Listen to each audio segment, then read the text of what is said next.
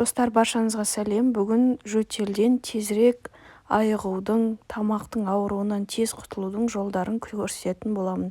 Ең бірінші әдіс, бізге 200 мг жылы су қайнатылған қажет. Шай қасық тұз және шай қасық содасы қажет. Осы ерітіндімен әр 2 сағат сайын аузыңызды шайқауыңыз қажет. Осы ерітінді антисептикалық әсер береді. Тамақтың ісуін азайтады. Бұл әдісті құрғақ жөтелге мүлдем қолдануға болмайды. Достар, маған подписка жасап, лайк қойды ұмытпаңыздар. Ал енді екінші әдісіміз, ең бірінші бізге сүт қажет. Жылы сүт қажет, қайнатылған.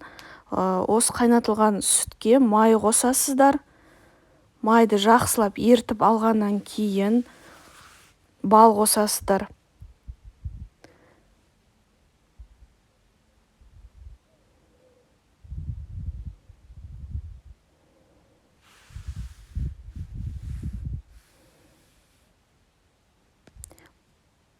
Балды қосарда алдын ала білу қажет, сізде аллергия бар ма, жоқ па.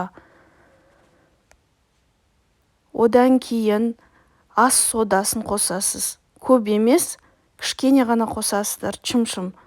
Одан кейін жұмыртқа қосасыздар. Жұмыртқаны осылай араластырып аласыз, жұмыртқаның сарысын бірінші.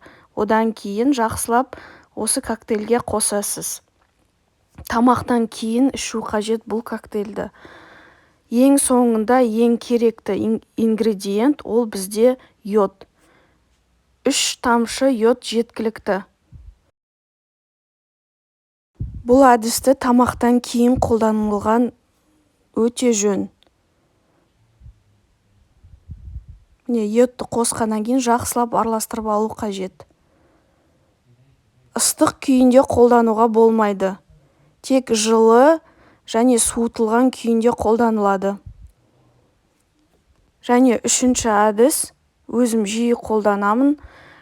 Бұл аптекада сатылатын түймедақ, болмаса ромашка чайы. Осылай ромашканың пакетигін алып, жақсылап араластырып ыстық суға, қайнатылған суыңызға тұндырып қоясыз 20 минут көлемінде. Жақсылап тұнғаннан кейін аузыңызды шаю қажет. Бұл да антисептикалық әсер береді, ісінуді азайтады. Міне, ромашкамыздың чайы дайын. Болмаса 1-2 қасықтан ішсеңіз де жақсы көмектеседі. Сіздермен бірге болған Ақжан. Үлкен рахмет.